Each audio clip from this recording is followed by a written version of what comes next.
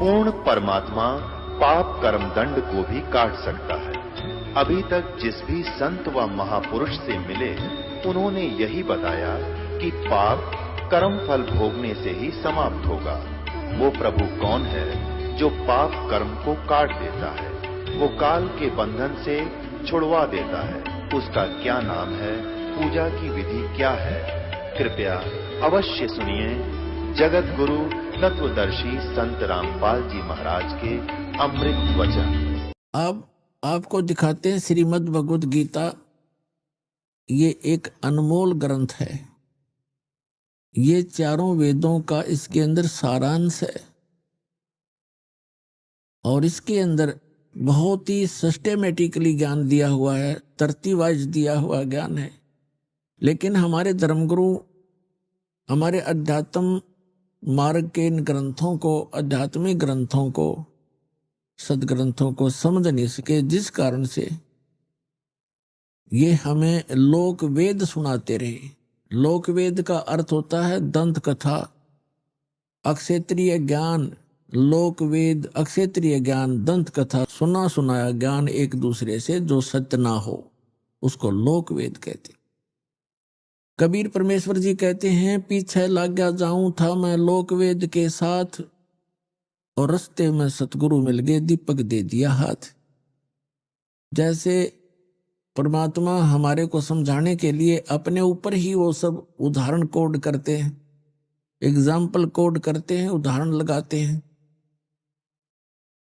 क्या बताना चाहते हैं परमात्मा के? पहले में लोकवेद यानी सुने सुनाए अपने धर्म मजहब अक्षेत्र में जो भी साधनाएं पूजाएं चल रही थी, उस लोकवेद के आधार से भक्ति कर रहा था।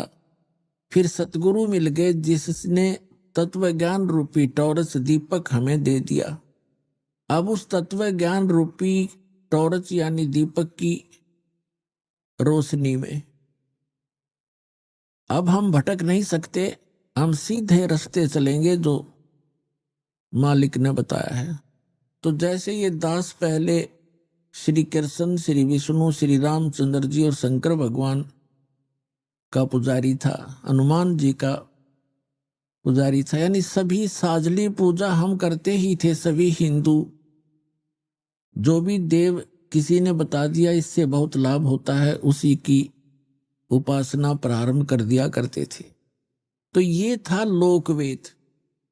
और फिर परम संत आदरणीय स्वामी रामदेवानंद जी मिले मुझदास को, उन्होंने जो रास्ता दिखाया, तत्व ज्ञान रूपी टॉर्च दे दी।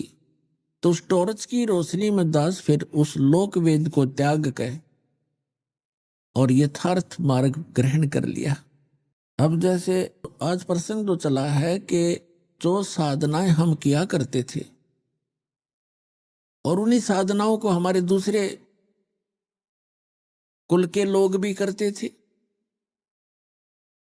उनसे अच्छा हमारी व्यवस्था रही। जैसे ये दास श्री राम, श्री कृष्ण और विष्णु जी अर्थात और भी अन्य साथ साथ जितने भी देवता, शंकर भगवान, हनुमान जी, गणेश जी, सबकी पूजाएं करता था। और घर में जो भी सुख होता था, जैसे बच्चे पहले पढ़ते हैं तो सफलता मिलना भी हम भगवान को क्रेडिट दिया करते थे।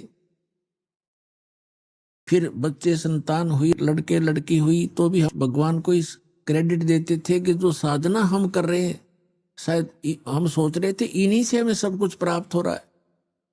फिर सर्विस लगी तो भी यही सोचा कि हनुमान जी ने दया कर दी, भगवान विष्णु ने दया कर दी, बाबा श्याम जी जो हमारा घरेलू देवता था, कभी उसको याद करते थे, उन्होंने कृपा बख्श दी।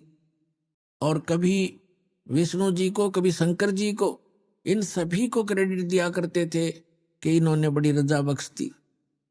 अब पता चला कि वो जो कुछ भी हमें मिल रहा था वो हमारे प्रारब्ध में लिखा हुआ था। पूर्व जन्म के संस्कार ही प्रफुल्लित हो रहे थे। उन्हीं पूजाओं को करते हुए हमारे दूसरे परिवार के व्यक्तियों को वो लाभ नहीं हुआ, बहुत सी हानियां भी हुई।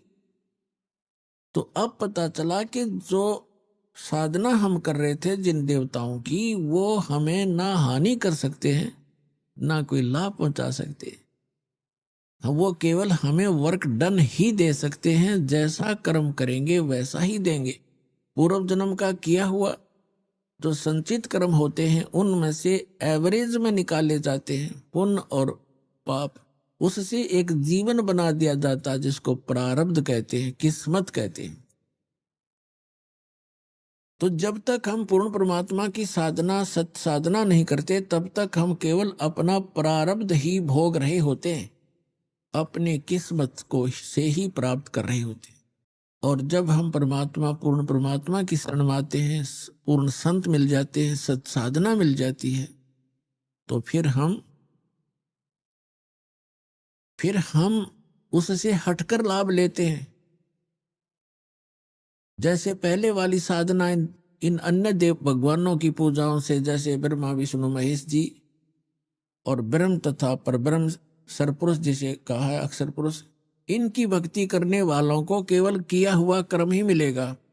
उनके प्रारब्ध में यदि दुख है तो वो दुख होगा ही होगा।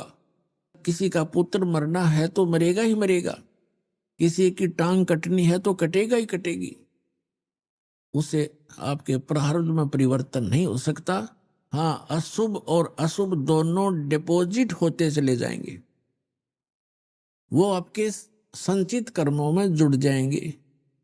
और जब हम पूर्ण परमात्मा सत्य पुरुष कबीर भगवान की भक्ति करेंगे पूर्ण संत से लेकर, इन नकलियों से नहीं, उससे कोई लाभ नहीं होना। सत साधना, सत मंत्र और पूर्ण सतगुरु और सच्ची लगन से मर्यादा में रहते हुए जो भक्ति करेंगे, फिर उनकी प्रारब्ध में यदि कोई हानि होनी है वो नहीं होगी। वो परमात्मा का विधान है, वो समर्थ परमात्मा है, वो हानि को टाल देता है, पुण्य आपके प्रफुल्लित होंगे। उदाहरण के लिए जैसे किसान खेती बीजता है, गेहूं बोता है, उसके अंदर खरपतवार भी साथ उग जाता है और गेहूं से भी अधिक उग जाता है। तो पहले इसका कोई समाधान नहीं था, पहले ऐसी कोई मेडिसिन डिस्कवरी नहीं हुई थी, अनुसंधान नहीं हो पाया था। और अब एक ऐसी मेडिसिन बना दी है वैज्ञानिकों ने कि उस मेडिसिन को, उस दवाई को पानी में डाल दिया जाता है, खेती के अंदर पानी में डालकर छिड़क दिया जाता है, तो वो घास को, खरपतवार को नष्ट कर देती है, फसल ज्यों की तो खड़ी रहती है, उसको हानि नहीं करती, तो वो फसल दुगनी होती है। इसी प्रकार अब परमात्मा ने यह दया बख्शी है, अपने वो जैसा नियम है उसका, वो रहस्य गूढ़ मंत्र, वो गुप्त मंत्र परमात्मा यहाँ सार्वजनिक करता है, जिसके जाप करने से हमारा वो खरपतवार रूपी पाप नष्ट हो जाते हैं, हमारे पुण्य शेष रह जाते हैं। तो वो मेडिसिन इस दास के पास है, इस विश्व में किसी के पास नहीं है।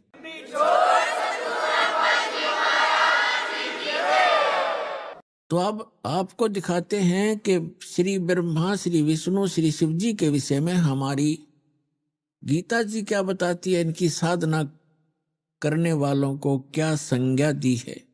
अब आपको दिखाते हैं श्रीमद् भगवत गीता अध्याय नंबर 7 का कुछ अंश दिखाते हैं, देखिएगा। श्रीमद् भगवत गीता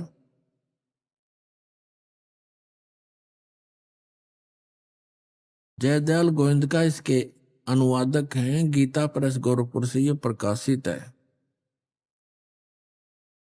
हम इसका 7वां अध्याय लेते हैं,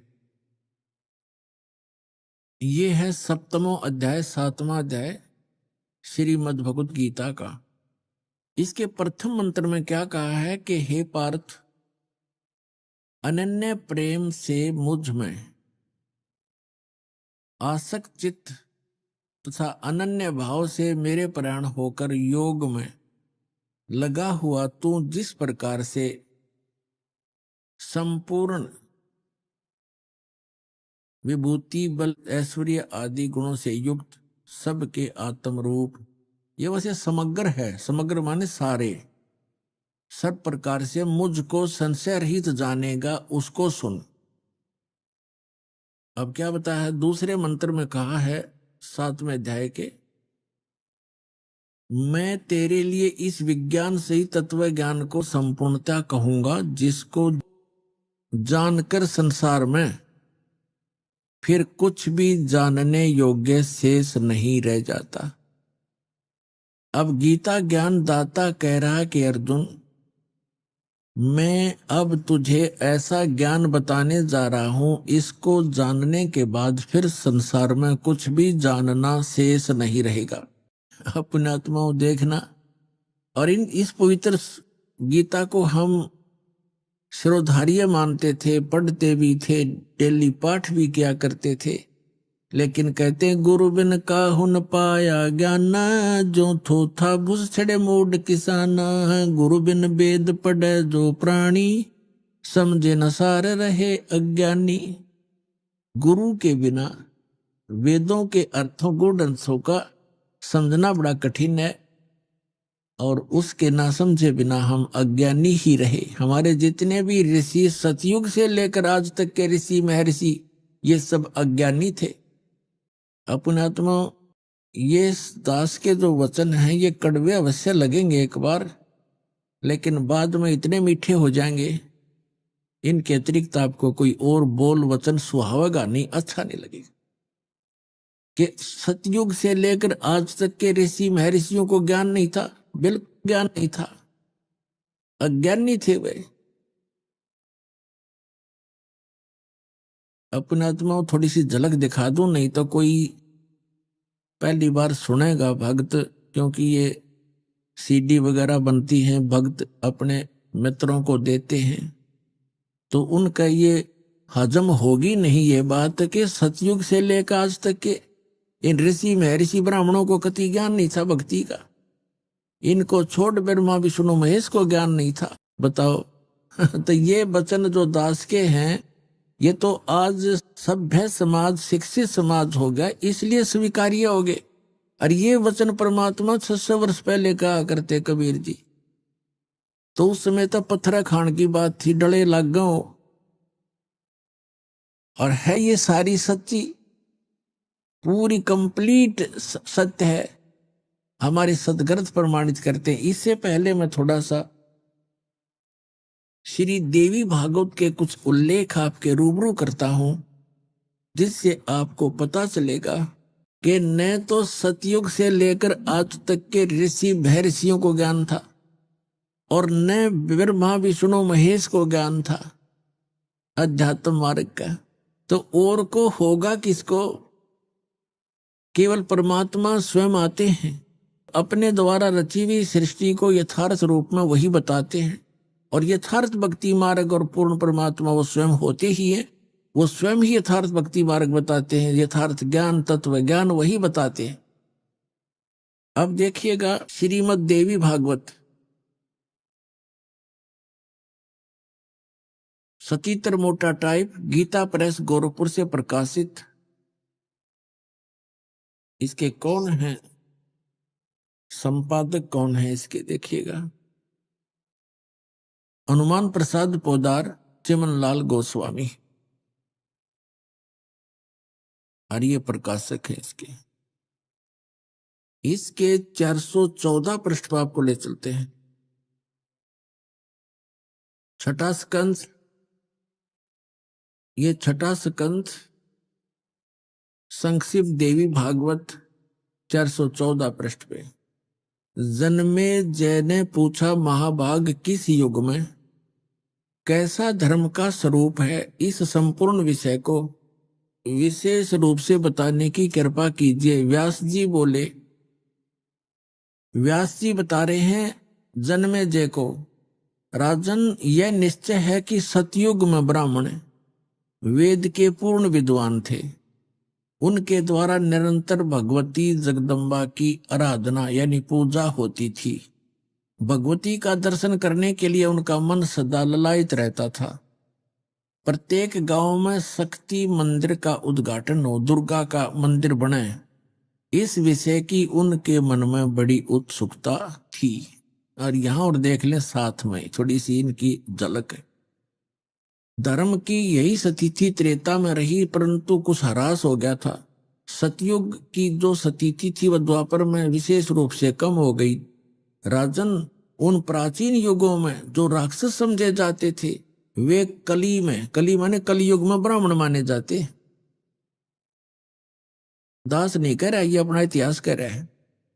क्योंकि अब के ब्राह्मण प्राय पाखंड करने में तत्पर रहते हैं, दूसरों को ठगना, झूठ बोलना और वैदिक धर्म कर्म से अलग रहना, ये कलयुगी ब्राह्मणों का स्वाभाविक गुण बन गया है। अपने आत्मा कलयुग के जो ब्राह्मण जिनको हम आचार्य और शंकराचार्य, ये सारे ब्राह्मण हैं, हमारे धर्मगुरु जो अभी तक थे। तो इनके विषय में क्या कहा है कि जो सतयुग त्रेता द्वापर में जो राक्षस हुआ करते, इसे स्वभाव के तो हमारे ब्राह्मण हो गए, तो अन्य जनता का क्या हाल होगा। अब ये क्या बता रहे हैं, इससे एक और कंसेप्ट क्लियर कर दिया कि सतयुग के ब्राह्मण वेद के पूर्ण विद्वान माने जाते थे, व्यास जी कह रहे, और वो दुर्गा की पूजा करते थे, खाक विद्वान थे वे। अब थोड़ी सी झलक साथ और लेते हैं श्री विष्णु जी की, फिर आगे निर्णय करेंगे। इसी देवी भागवत के 28 पृष्ठ पे ये देखिएगा, 28-29 पे श्री विष्णु और श्री ब्रह्मा, श्री नारद और व्यास जी के ज्ञान की झलक आपको दिखाते हैं। ये 28 पृष्ठ है, ये प्रथम स्कंद, पहला स्कंद है, और ये संक्षिप्त देवी भागवत 28 पे वही पढ़ रहे हम। नारद और व्यास जी की गोष्ठी हो रही है। व्यास जी नारद जी से पूछा है प्रश्न व्यास जी ने, और नारद जी बता रहे हैं। नारद जी ने कहा, महाभाग व्यास जी, तुम इस विषय में जो पूछ रहे हो, ठीक यही प्रश्न मेरे पिताजी ने भगवान श्री हरि से किया था। देवा अधिदेव भगवान जगत के स्वामी हैं, लक्ष्मी जी उनकी सेवा में उपस्थित रहती हैं, यानी विष्णु जी के विषय में बता रहे हैं। दिव्य कोष्ठमणि उनकी शोभा बढ़ाती है, वे शंख चक्र गदा लिए रहते हैं, पीतांबर धारण करते हैं, 4 भुजाएं, वक्ष स्थल पर श्री वत्स का चिन्ह चमकता रहता है, वे चराचर जगत के आश्रय दाता हैं, जगत गुरु एवं देवताओं के भी देवता हैं। ऐसे जगत प्रभु भगवान श्री हरि महान तप कर रहे थे, उनकी समाधि लगी थी। यह देखकर मेरे पिता ब्रह्मा जी को बड़ा आश्चर्य हुआ, अतः उन्होंने उनसे जानने की इच्छा प्रकट की। ब्रह्मा जी ने पूछा, प्रभु आप देवताओं के अध्यक्ष, जगत के स्वामी और भूत भविष्य एवं वर्तमान सभी जीवों के एकमात्र शासक हैं। ब्रह्मा जी विष्णु जी को यहाँ सबसे बड़ा भगवान बताने की चेष्टा कर रहा है। भगवान फिर आप क्यों तपस्या कर रहे हैं और आप किस देवता की आराधना में ध्यान मगन है? मुझे असीम आश्चर्य तो यह हो रहा है कि आप देवेश्वर एवं सारे संसार के शासक होते हुए भी समाधि लगाए बैठे हैं। ब्रह्मा जी के विनीत वचन सुनकर भगवान श्री हरि यानी विष्णु जी उनसे कहने लगे, ब्रह्मन सावधान होकर सुनो, मैं अपने मन का विचार व्यक्त करता हूं। देवता दानव मानव सब यही जानते हैं कि तुम सृष्टि करते हो, मैं पालन करता हूं, संकर संहार किया करते हैं, किंतु फिर भी वेद के पारगामी पुरुष अपनी युक्ति से यह सिद्ध करते हैं कि रचने, पालने और संहार करने की यह योग्यता जो हमें मिली है, इसकी अधिष्ठात्री शक्ति देवी हैं। वे कहते हैं कि संसार की सृष्टि करने के लिए तुम में राजसी शक्ति का संचार हुआ है, यानी ब्रह्मा जी रजगुण है, ये सिद्ध होता जा रहा है, और मुझे सात्विक शक्ति मिली है, यानी विष्णु जी सतोगुण है, और रुद्र में तामसी शक्ति का आविर्भाव हुआ है, और शंकर जी तमोगुण है। इस शक्ति के अभाव में तुम इस संसार की सृष्टि नहीं कर सकते, मैं पालन करने में सफल नहीं हो सकता, और रुद्र से संहार कार्य भी संभव नहीं। ब्रह्मा जी हम सभी उसी शक्ति के सहारे अपने कार्य में सदा सफल होते आए। सुवर्त प्रत्यक्ष और परोक्ष दोनों उदाहरण मैं तुम्हारे सामने रखता हूं, सुनो। यह निश्चित है कि मैं है कि उस शक्ति के अधीन होकर ही मैं इस शेष नाग की सैया पर सोता और सृष्टि करने का अवसर आते ही जाग जाता हूं। मैं सदा तप करने में लगा रहता हूं। उस शक्ति के शासन से कभी मुक्त नहीं रह सकता। कभी अवसर मिला तो लक्ष्मी के साथ सुखपूर्वक समय बिताने का सौभाग्य प्राप्त होता है। मैं कभी तो दानों के साथ, राक्षसों के साथ युद्ध करता हूं और अखिल जगत को भय पहुंचाने वाले दैत्यों के विकराल शरीरों को शांत करना मेरा परम कर्तव्य हो जाता है। और फिर क्या बताते हैं भगवान विष्णु जी बता रहे हैं, मुझे सब प्रकार से शक्ति यानी दुर्गा के अधीन होकर रहना पड़ता है। उन्हीं भगवती शक्ति का यानी दुर्गा जी का मैं निरंतर ध्यान किया करता हूं। और ब्रह्मा जी, मेरी जानकारी में इस भगवती शक्ति से बढ़कर दूसरे कोई देवता नहीं, यानी दुर्गा से ऊपर मैं किसी भगवान से परिचित नहीं हूं। ये सबसे बड़ी, मेरे लिए सबसे बड़ी भगवान दुर्गा है। अपनात्माओं, इस थोड़े से उल्लेख में अपने सदग्रंथों से ये सिद्ध हो जाएगा कि यह दातम मार्ग का ना विष्णु ने पता, ना ब्रह्मा ने पता, ना शंकर ने, ना नारद जी ने, ना व्यास जी ने, और सतयुग के ब्राह्मणों को, और सतयुग से के ब्राह्मणों को नहीं पता तो त्रेता द्वापर कलयुग वालों को तो पता ही कैसे होगा। यह आपके रूबरू आ गया कि उधर से सतयुग के ब्राह्मण भी वेद के पूरे विद्वान माने जाते थे, दुर्गा की पूजा करते थे। इधर विष्णु जी कह रहे हैं कि मैं दुर्गा की पूजा करता हूं और इससे ऊपर कोई भगवान नहीं जानता मैं। तो आ गया सतर इनके अध्यात्म ज्ञान का, स्पिरिचुअल नॉलेज का। तो क्या पता था इन ब्रह्मा विष्णु महेश को, जिनको हम सर्वज्ञ मानकर पूजा किया करते थे। अब देखो, ये दोनों यानी सतयुग के ब्राह्मण और विष्णु जी क्या कह रहे हैं कि हम दुर्गा की पूजा करते हैं। वेद में कहीं लिखा दुर्गा की पूजा करने का? श्रीमद् भगवत गीता में लिखा कहीं दुर्गा की पूजा करने का? एक शब्द तो सुना दो। तो इसको कहते हैं लोक वेद सटदल उआ बाई बकदा।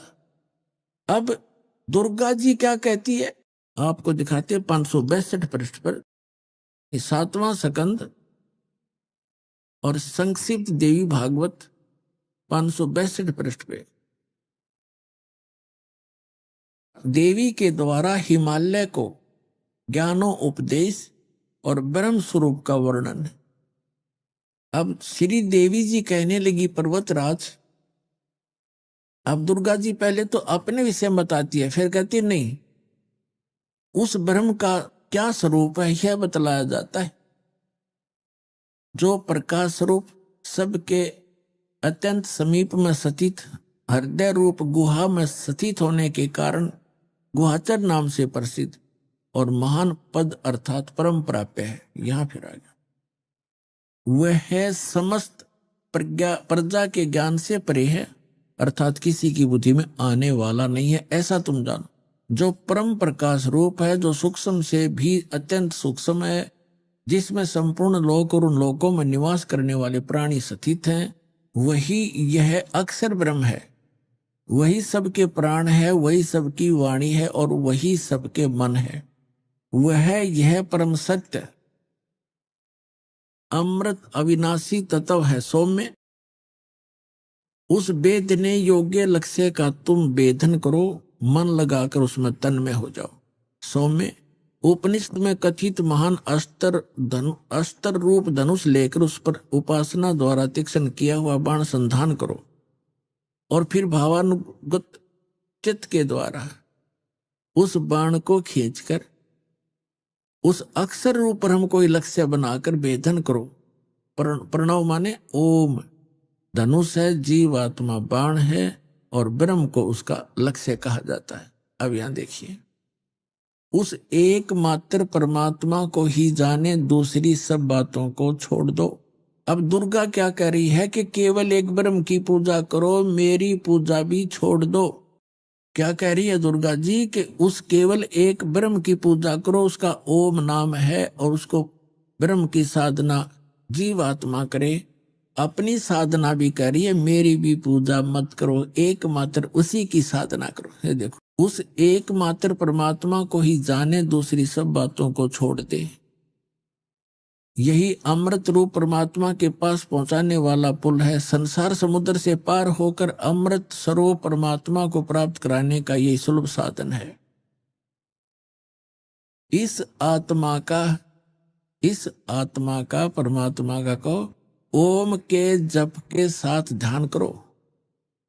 इससे अज्ञान में अंधकार से सर्वथा परे और संसार समुद्र से उस पार जो ब्रह्म है उसको पा जाओगे, तुम्हारा कल्याण हो। स्पष्ट कर दिया कि ओम नाम ब्रह्म का है और इस ओम नाम के जाप से ब्रह्म को पाने का उद्देश्य रखकर साधना करो, तुम उसको प्राप्त कर जाओगे। और वो कहाँ रहता है? वह है यह सब का आत्मा ब्रह्म, ब्रह्मलोक रूप दिव्य आकाश में स्थित है। वहां रहता ब्रह्मलोक में यह ब्रह्म। अपने आत्माओं, यदि ये दास मौखिक ये वचन कहकर छोड़ देता और प्रथम बार कोई पुण्यात्मा ये वचन सुनता तो वो शायद टीवी बंद करके बैठ जाता और औरों को भी कहता कि वो तो निंदा करता है, झूठ बोलता है। और अब क्या कहोगे कि ये विश्व में यदि सत्य ज्ञान है तो रामपाल के पास है, न विश्व में किसी के पास ज्ञान नहीं।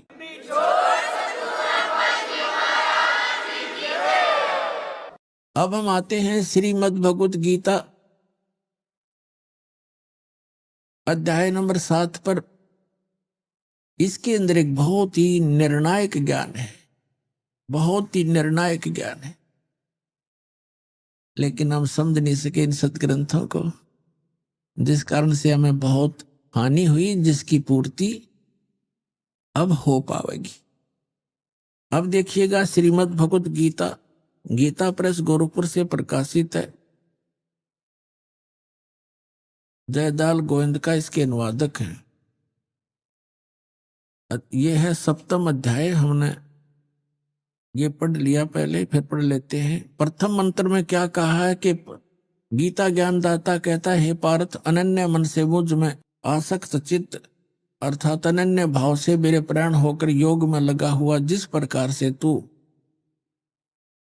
समग्र यानी सर्व भाव सब प्रकार से, समग्र माने सब प्रकार से मुझको संशय रहित जानेगा, उसको सुन।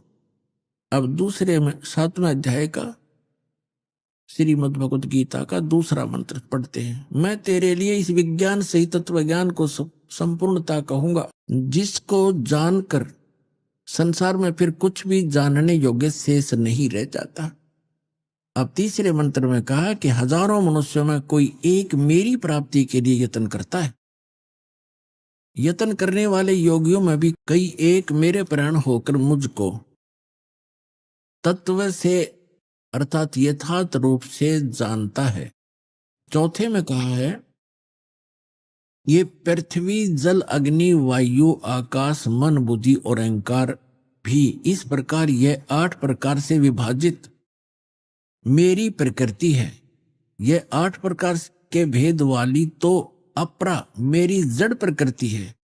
और हे महाभाव, इससे दूसरी को जिससे ये यह संपूर्ण जगत धारण किया जाता है, मेरी जीव रूपा परा अर्थात चेतन प्रकृति जान। अपने आत्माओं, यहां यह सिद्ध हो गया कि 2 प्रकृति बताई जा रही है। एक तो ये बताया है कि पृथ्वी जल वायु आकाश मन बुद्धि और अहंकार, ये 8 का योग से ये बनती है जड़ प्रकृति। और दूसरी यह चेतन प्रकृति दुर्गा है। ये चेतन प्रकृति जो है दुर्गा है, अष्टंगी है। यहाँ ये कोड वर्ड है, क्योंकि श्रीमद् भगवत गीता वेदों का सारांश है। 4 वेद इतने मोटे हैं और उनसे ये पतली सी बुक 18 अध्याय बने हैं, जिसमें कुल 700 मंत्र हैं। तो वो कोड वर्ड ज्यादा है और कोड वर्डों को टीचर ही समझा करते हैं। हमारे जातम गुरु जो थे वो टीचर नहीं थे, उनको इनका गूढ़ रहस्य का ज्ञान नहीं था। तो यहां से हो गया कि एक तो ये जड़ प्रकृति, ये 8 जो बताई, पृथ्वी जल वायु अग्नि आकाश मन बुद्धि और अहंकार है।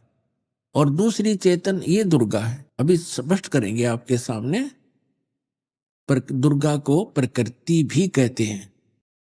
अब आगे ये क्या बताना चाहता है, अब श्रीमद् भगवद गीता का अध्याय हम 7 पढ़ रहे हैं और इसमें ये 11वां मंत्र हम पढ़े। हे भरत श्रेष्ठ, मैं बलवानों का बल यानी आसक्ति और कामना से रहित बल सामर्थ्य हूं। मैं बलवानों का बल हूं और सभी प्राणियों को, भूतों को, इन प्राणियों के धर्म के अनुकूल, शास्त्र अनुकूल काम मैं हूं। धर्म अविरुद्ध काम मैं हूं। अब हम 12 से लेंगे। इसमें क्या बताया कि और भी जो सतगुण से उत्पन्न होने वाले भाव हैं, जो रजोगुण तथा तमोगुण से होने वाले भाव हैं, उन सब को मुझसे होने वाले हैं ऐसा जान, परंतु वास्तव में उनमें मैं और वे मुझ में नहीं है।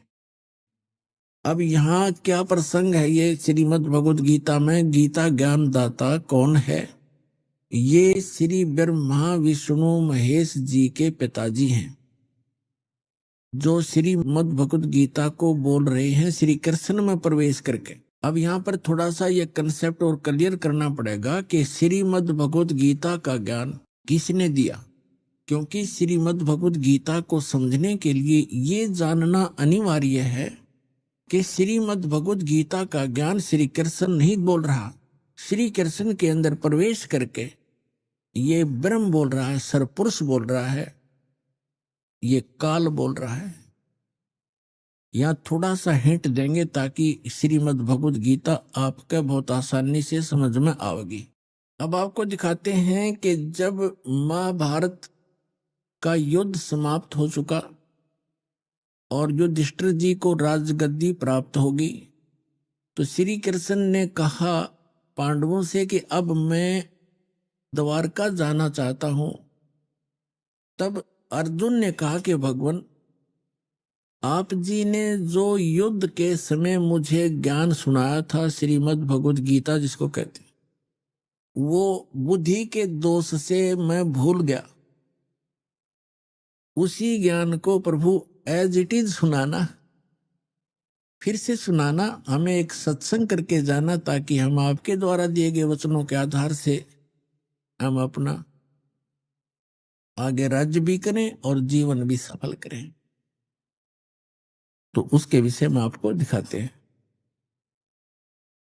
ये है संक्षिप्त महाभारत द्वितीय खंड, गीता प्रेस गोरखपुर से प्रकाशित है ये। और इसके कहां से छपा है,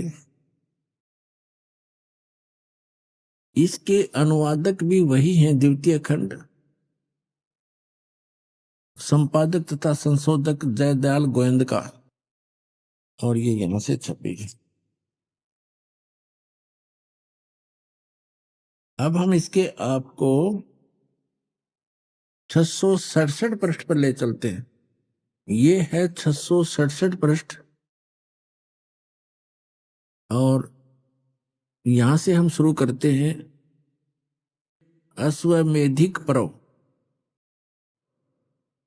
अर्जुन का श्री कृष्ण से गीता का विषय पूछना और कृष्ण का अर्जुन से सिद्ध महर्षि और कश्यप का संवाद। यह देखिए, जन्मे जय ने पूछा, ब्राह्मण, शत्रुओं का नाश हो जाने के बाद जब महात्मा श्री कृष्ण और अर्जुन सभा में बैठकर वार्तालाप कर रहे थे, उसमें उनमें क्या क्या बातचीत हुई? तो वैशंपायन जी ने कहा, राजन, श्री कृष्ण सहित अर्जुन ने जब अपने राज्य पर पूरा अधिकार प्राप्त कर लिया तो वे दिव्य सभा भवन में आनंद के साथ रहने लगे।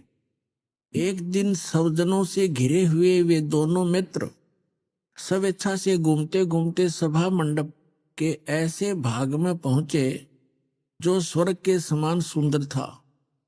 पांडुनंदन अर्जुन श्री कृष्ण के साथ रहकर बहुत प्रसन्न थे।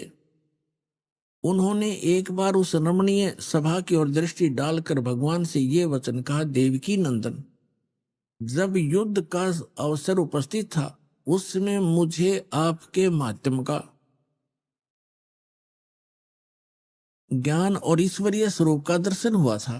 किंतु केशव, आपने स्नेहवश पहले मुझे जो ज्ञान का उपदेश किया था वह इस समय बुद्धि के दोष से भूल गया है। उन विषयों को सुनने के लिए बार बार मेरे मन में उत्कंठा होती है। इधर आप जल्दी ही द्वारका जाने वाले हैं, अतः पुनः वह सब विषय मुझे सुना दीजिए। अब कहने का भाव ये है कि अर्जुन कह रहा है कि कृष्ण जी से कि आपने युद्ध के समय जो मुझे गीता वाला ज्ञान बताया था, मैं बुद्धि के दोष से भूल गया, मुझे वही ज्ञान फिर बताओ। अब श्री कृष्ण जी क्या कहते हैं देखिए। वैशंपायन जी कहते हैं, अर्जुन के ऐसे कहने पर वक्ताओं में श्रेष्ठ महातेजस्वी भगवान श्री कृष्ण ने उन्हें गले से लगाकर इस प्रकार उत्तर दिया। श्री कृष्ण बोले, अर्जुन, उस समय मैंने तुम्हें अत्यंत गोपनीय विषय का श्रवण कराया था। अपने स्वरूप भूत धर्म सनातन पुरुषोत्तम तत्व का परिचय दिया था और नित्य लोकों का भी वर्णन किया था, किंतु तुमने जो अपनी नासमझी के कारण उस उपदेश को याद नहीं रखा, यह जानकर मुझे बड़ा खेद हुआ।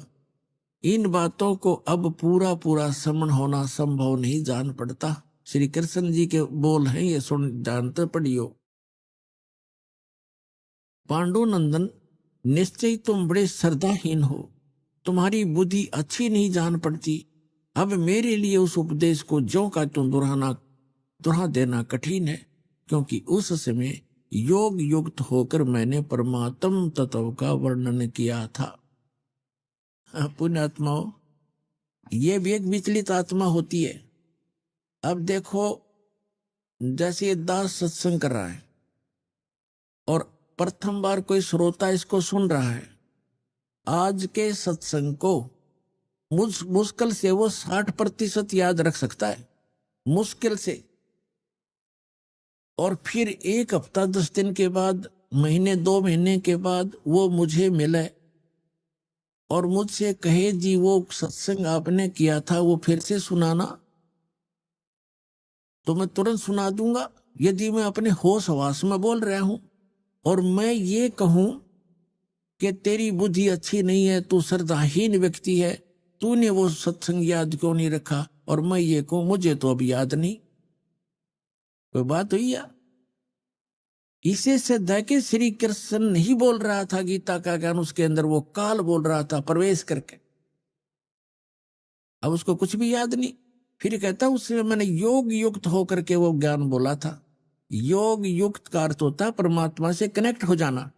इसे सिद्ध है कि परमात्मा कोई अन्य है जिससे वो कनेक्ट होने की बात कर रहा है। और जब युद्ध के मैदान में इसे भयंकर स्थिति में योग युक्त हो सकता है, अब पीस माइंड पीस है, उस टाइम तो शांति है, तो उसमें और जल्दी हो जाना चाहिए था योग युक्त, जबकि बिजली गिर गई। वास्तविकता यह है कि श्री कृष्ण जी ने योग ज्ञान पता ही नहीं ना उन्होंने बोला। उन्होंने फिर आगे इसमें अपने सत्र का ज्ञान दे रखा, वो गीता से मेल भी नहीं खाता। इससे आगे गीता है अलग से लिखी हुई है, वो तो गीता से मेल भी नहीं खाता, कह भी नहीं मिलता आपस में। तो कहने का भाव यह है कि श्री कृष्ण में प्रवेश करके युग काल बोल रहा था। इसके बहुत से प्रमाण हैं। अब पहले तो ये प्रसंग क्लियर करता हूं कि जैसे अब श्री कृष्ण में प्रवेश करके काल बोला था, और ये काल कौन है? ये ब्रह्मा विष्णु महेश के पूज्य पिताजी हैं। और गीता अध्याय नंबर 4 के श्लोक नंबर 5 और 9 में ये क्या कहता है कि अर्जुन, तेरे और मेरे बहुत जन्म हो चुके, तू नहीं जानता, मैं जानता हूं। मेरे जन्म और कर्म अलौकिक हैं। इसके कर्म अलौकिक कैसे है? जैसे श्री कृष्ण में प्रवेश करके प्रेत की तरह गीता का ज्ञान बोल दिया। अब आज तक यही रट लगा रखी थी, श्री कृष्ण जी ने गीता बोली, श्री कृष्ण जी ने गीता बोली, और बोली काल ने कृष्ण जी को तो पता भी नहीं मैंने बोला क्या था गीता में। श्रीमद् भगवत गीता अध्याय नंबर 7 के श्लोक नंबर 24 और 25 में ये स्पष्ट करता है गीता ज्ञानदाता कि अर्जुन, ये बुद्धिहीन मनुष्य जो सामने खड़े हैं आज, ये सोच रहे होंगे कि मैं श्री कृष्ण हूं।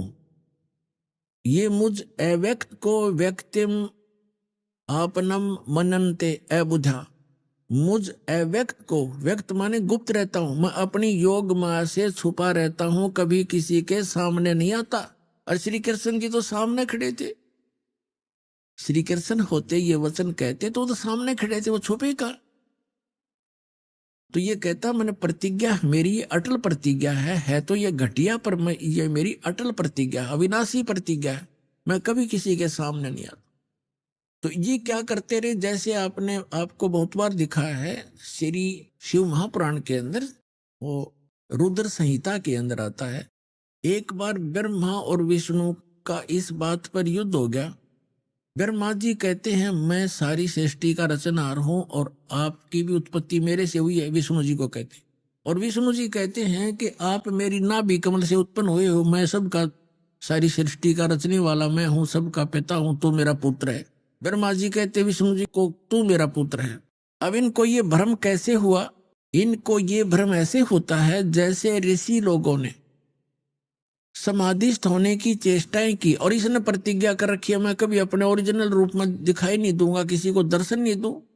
ये क्या करता है, जैसे ऋषि महर्षियों ने समाधिस्थ हुए और समाधि दशा में किसी को ब्रह्मा के रूप में दर्शन दे दिए, तो उसने, उस ऋषि ने सब जगह जो है गुणगान कर दिए कि ये ब्रह्मा जी स्वयं मालिक है, ये अपने आप को छुपाए बैठे हैं, ये जगत पिता हैं, मैंने समाधि दशा में इनके दर्शन हुए।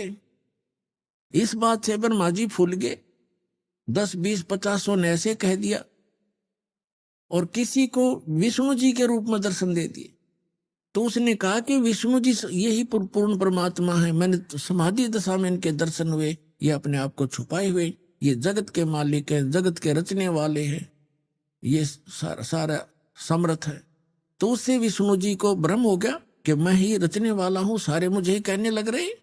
किसी को शंकर भगवान के रूप में दर्शन दे दिए समाधि दशा में, अंदर अंतःकरण में।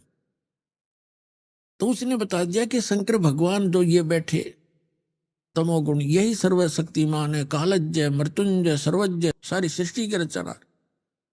तो यहां वहां ब्रह्मा और विष्णु जी को भ्रम हो गया, तो उनका युद्ध हो गया। फिर वो बीच में एक स्तंभ खड़ा करा, पिलर खड़ा करा, लिंग, तो उन दोनों का युद्ध समाप्त किया। तब ये काल आ गया अपने पुत्र शिव का रूप धारण करके। ये अपने वास्तविक रूप में नहीं आता। इसका वास्तविक रूप कौन सा है? जो श्रीमद् भगवत गीता का ज्ञान देते समय युद्ध के मैदान में दिखा था इसने, 1000 भुजा का है ये, सहस्रा बाहु है ये। ब्रह्मा विष्णु महेश केवल 4 भुजा बना सकते हैं, दुर्गा केवल 8 भुजा बना सकती है, इससे ज्यादा नहीं है। और ये 1000 भुजा से लेकर और 10 भुजा और 4 भुजा और 2 भुजा में बना सकता है।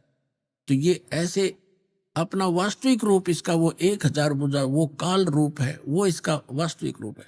तो उस वास्तविक रूप में ये कभी किसी को दर्शन नहीं देता, इसने प्रतिज्ञा कर रखी है। तो इसी का एक प्रमाण दिखाते हैं श्री विष्णु पुराण के अंदर कि एक बार राक्षसों का और देवताओं का युद्ध हो गया। देवता युद्ध में हार गए और राक्षस विजयी हो गए। देवता वहां से भागकर समुद्र के किनारे जाकर के तपस्या करने लगे, हे भगवान, हे सच्चिदानंद, हे सर्वशक्तिमान, हे शेषया पर विराजमान होने वाले, वो लगे साधना, वो करने लगे स्तुति। तो विष्णु रूप धारण करके यू काल आ गया और इसने उनसे कहा कि तुम्हारा जो भी अभिष्ट है, मन में जो तुम्हारे दुख है, वो मैंने जान लिया है और मैं ऐसे ऐसे करूंगा। पढ़ के सुनाता हूं आपको, फिर अच्छा समझ में आएगा। ये देखिएगा श्री विष्णु पुराण, गीता प्रेस गोरखपुर से प्रकाशित। इसके कौन है अनुवादक? श्री मुनीलाल गुप्त। और ये कहां से प्रकाशित है, कहां से छपी है? ये यहीं से प्रकाशक व मुद्रक हैं, गीता प्रेस गोरखपुर, गोविंद भवन कार्यालय कोलकाता का संस्थान। ये इनके फोन और फैक्स नंबर।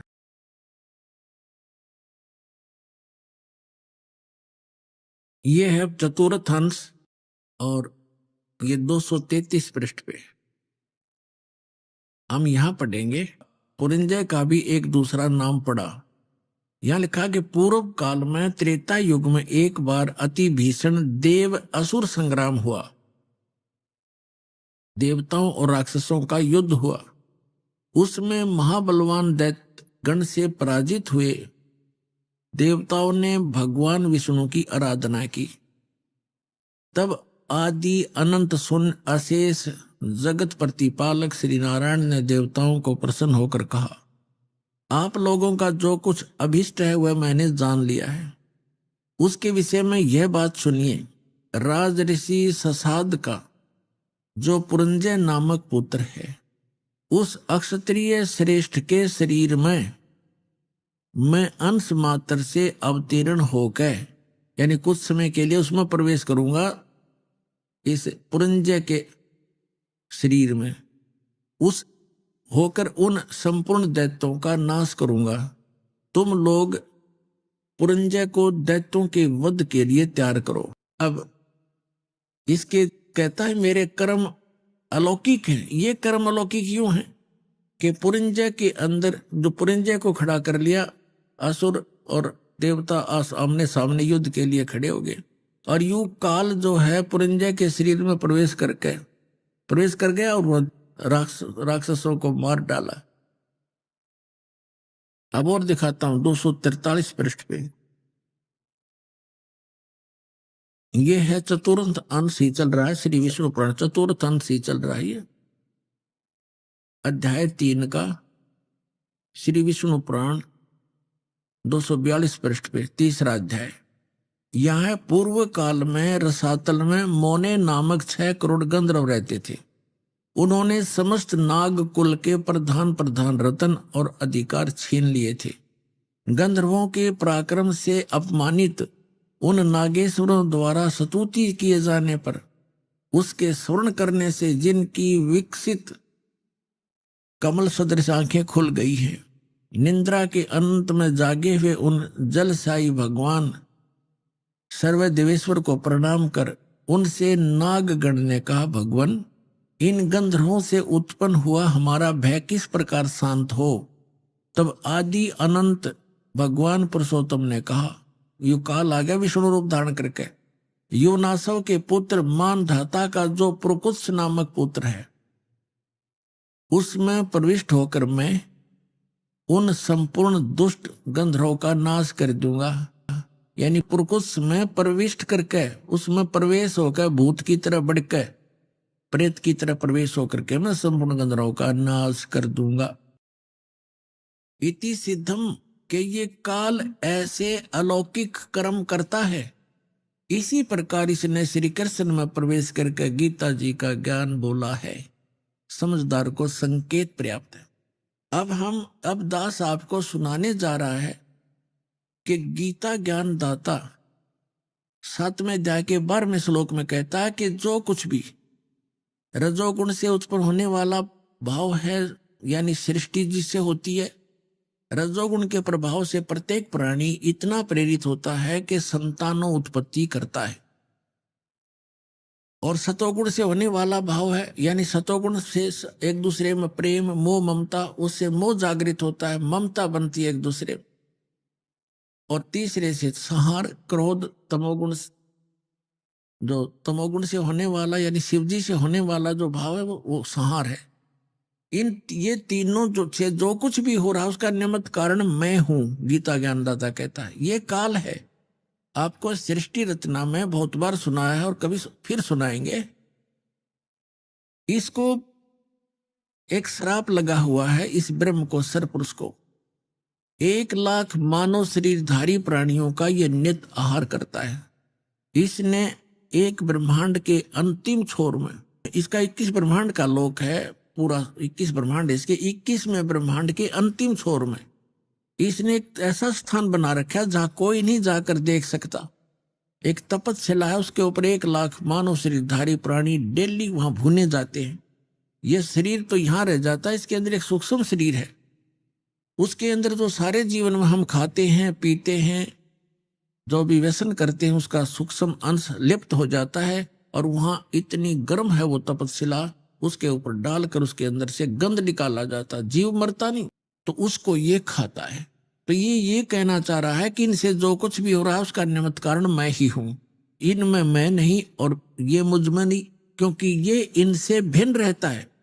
अब यहां प्रसंग चला है तो इसमें सिद्ध करते हैं कि रजगुण ब्रह्मा है, सतगुण विष्णु है, तमगुण शिव जी।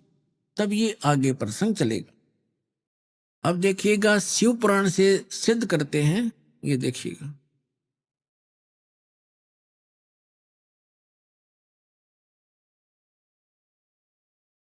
ये गीता प्रेस गोरखपुर से प्रकाशित है, संपादक है इसके, ये देखिएगा, संपादक है हनुमान प्रसाद पोदार, और ये कहां से, ये यहां से प्रकाशित है।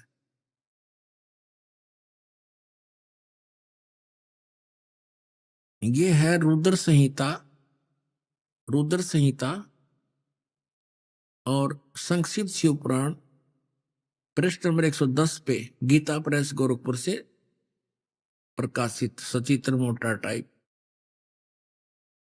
इस प्रकार ब्रह्मा विष्णु और रुद्र इन तीन देवताओं में गुण हैं, यानी रजगुण ब्रह्मा, सतगुण विष्णु, तमगुण शंकर, इन तीन देवताओं में गुण है, परंतु शिव गुणातीत माने गए, वो इन तीनों से अलग हैं। और यही गीता अध्याय नंबर 7 के श्लोक नंबर 12 में स्पष्ट कर रहा है कि इन तीनों गुणों से जो कुछ भी हो रहा, रजगुण से होने वाले भाव, सतगुण से होने वाली स्थिति, रजगुण से होने वाली उत्पत्ति और शंकर से होने वाले संहार, इन तीनों का, इनका मूल कारण तो मैं ही हूं, मेरे कारण ही हो रहा, क्योंकि इसको 1 लाख जीव मानव शरीरधारी प्राणी रोज खाने पड़ते हैं। और फिर ये कहता मैं इनमें नहीं और ये मुझ में नहीं। अब ये खुद यहां भी खुद कह रहा कि वो इनसे न्यारे हैं, भिन्न हैं।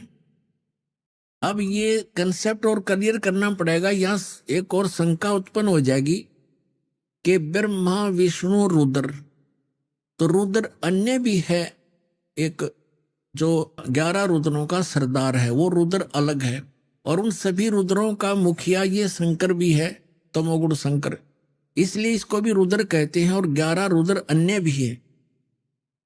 तो ये भी यहां स्पष्ट करना पड़ेगा कि ये ब्रह्मा विष्णु रुद्र और ये महेश इनसे अलग है, ये इनका पिता। ये देखिएगा, एक समय जैसे दास ने बताया था कि ब्रह्मा और विष्णु का आपस में इस बात पर युद्ध हो गया। ब्रह्मा जी कहने लगे तू मेरा पुत्र है विष्णु जी से, और विष्णु जी कहने लगे तू मेरा पुत्र है।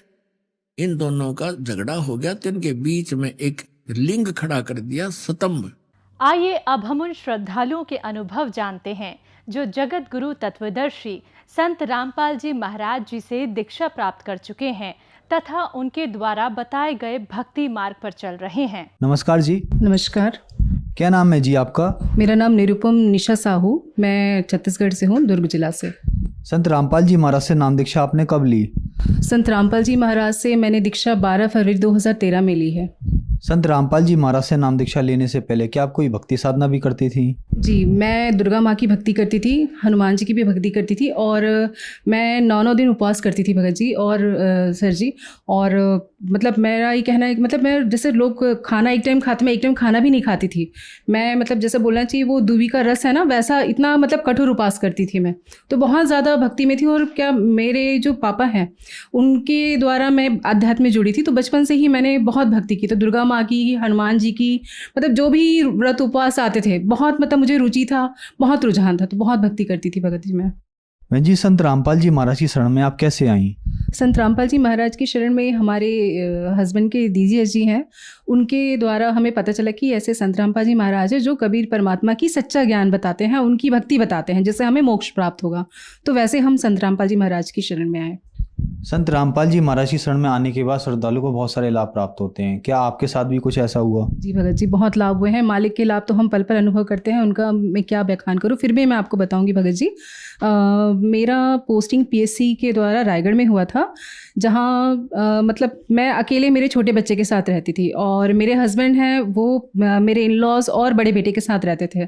तो कहीं ना कहीं हमारा परिवार समझ लीजिए बिखर गया था, और एक जो एडजस्टमेंट होता है मान मर्यादा के साथ में, जगत में जो लोग हैं वो चीज़ों को मतलब नहीं स्वीकारते हैं। तो बहुत सारी चीज़ें थी भगत जी, बच्चे का तबीयत ख़राब है तो मैं किसके भरोसे छोड़ूं, मुझे ड्यूटी जाना है तो बच्चे को मैं मतलब ताला लगा के जाती थी भगत जी। लिटरली बच्चा रोता रहता था, मतलब इतनी दयनीय स्थिति थी कि मैं कुछ नहीं कर पा रही थी। बहुत मैंने कहा 2 वक्त की समान रोटी मिलेगी मुझे या 1 वक्त की रोटी खाऊंगी, लेकिन मैं प्राइवेट नौकरी करूंगी, नहीं चाहिए। सब गवर्नमेंट नौकरी के लिए जी जान लगाते, लेकिन मुझे नहीं चाहिए ऐसी नौकरी जहां मैं सुख शांति ही ना हो। फिर हमारे भगत जी बोले कि मतलब तुम इतना बोलती हो तो तुम कितना भक्ति करती हो, परमात्मा की शरण में हो फिर भी तुम्हें लाभ नहीं हो रहा, तो भैया तुमने कितनी भक्ति की। तो फिर फाइनली बोले कि नहीं मुझे समय नहीं मिलता है। समय नहीं मिलता है बोलने से तो लाभ नहीं होगा, तो तुम्हें समय निकालना पड़ेगा। तो फिर हमने रोज़ सुबह उठ करके भक्ति बताया गया था संत रामपाल जी महाराज द्वारा, तो वो भक्ति हम करते थे भगत जी। और साल भर के अंदर मालिक की ऐसी दया हुई, कबीर परमात्मा की ऐसी दया हुई कि संत रामपाल जी महाराज की भक्ति द्वारा मेरा एम्स रायपुर में सिलेक्शन हो गया, और वो भी सर जी प्रावीण्य सूची में, मतलब पहले नाम पे। मतलब मैं एक एवरेज स्टूडेंट हूँ, कहना चाहिए मैं बहुत गोल्ड मेडलिस्ट हूँ ऐसा नहीं, मतलब एक सामान्य एक एवरेज स्टूडेंट होकर के ऑल ओवर इंडिया में टॉप करना बोलने से मालिक की दया ही है भगत जी, और कुछ नहीं। इसके अलावा बहुत लाभ मिले भगत जी। मेरा छोटा बेटा मेरे साथ ही था, जैसे मैंने बताया आपको, तो उस समय गर्मी का मौसम था और ऐसा था कि कैसे भी हमें बस यहाँ से जाना है, ये था। तो सामान भी पूरी तरह से नहीं था, और 1 महीना बच्चा, जैसे बोला जाए सर जी कि 1-2 दिन के लूज मोशन में बच्चे की क्या हालत होती है, मतलब बड़े की हालत ख़राब होती है, तो एक बच्चा है तो उसे 102, 103 डिग्री टेम्परेचर, लूज मोशन, मतलब बहुत पस्त हो गया था बच्चा। आए दिन मेरे को हॉस्पिटल ले जाना पड़ रहा है। मतलब कहना चाहिए कि मैं बहुत डर गई थी। मतलब रोज़ मैं भगत जी को अपने हस्बैंड को फ़ोन कर रही हूँ, बोले कि क्या करें क्या करें। जैसा ही परमात्मा ने दया रखी थी, और 1 महीने तक मेरे बच्चे को तकलीफ थी, लेकिन वो बच्चा आज बहुत स्वस्थ है, कोई शिकन तक नहीं है उस बच्चे के इस पर। संत रामपाल जी महाराज के पास सच्ची भक्ति है जो कि और गुरु नहीं बता पाते हैं। ऐसी भक्ति संत रामपाल जी महाराज जी जो भक्ति बताते हैं उसमें हमारे पाप कर्म भी नष्ट होते हैं। बाकी गुरुओं का कहना है कि आप कितनी भी, मतलब आपके पुराने कर्म है जिसके कष्ट आप भोग रहे हो, लेकिन संत रामपाल जी महाराज जी जो हमें भक्ति बताते हैं उसमें हमारे पाप कर्म भी नष्ट हो जाते हैं, जिससे हमें जो दुख आता तो है लेकिन वो पल भर में नष्ट हो जाता है।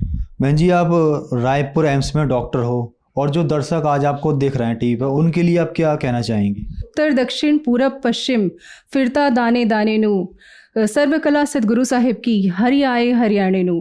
हमारे भारत में, हमारे हरियाणा प्रदेश में हम एक संत आए हुए हैं जिसे बोलते तत्वदर्शी संत, जिसकी व्याख्या गीता अध्याय 4 34 श्लोक में बताया गया है कि कोई तत्वदर्शी संत है जो आपको पूर्ण ज्ञान देगा और आपको मोक्ष, उन्हीं की भक्ति, उन्हीं के द्वारा बताई हुई भक्ति करके आपको मोक्ष प्राप्त होगा।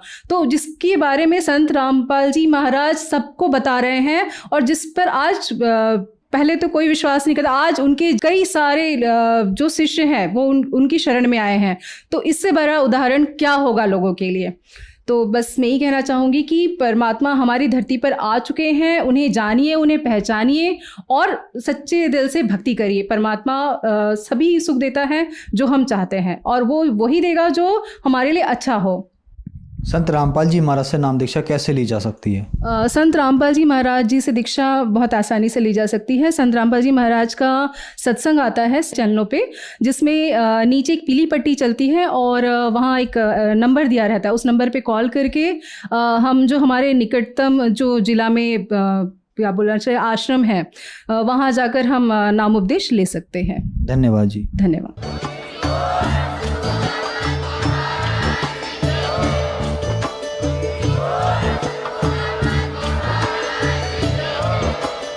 आप सुन रहे थे जगत गुरु तत्वदर्शी संत रामपाल जी महाराज जी के मंगल प्रवचन। अधिक जानकारी के लिए विजिट कीजिए हमारी वेबसाइट www.jagatgururampalji.org। संत रामपाल जी महाराज जी के शुभ आशीर्वाद से पूरे विश्व भर में 500 से भी ज्यादा नाम दीक्षा केंद्र हैं, जिन पर संत रामपाल जी महाराज जी द्वारा ऑनलाइन निःशुल्क नाम दीक्षा दी जा रही है। अपने नजदीकी नाम दीक्षा केंद्र का पता करने के लिए संपर्क करें 8222880541।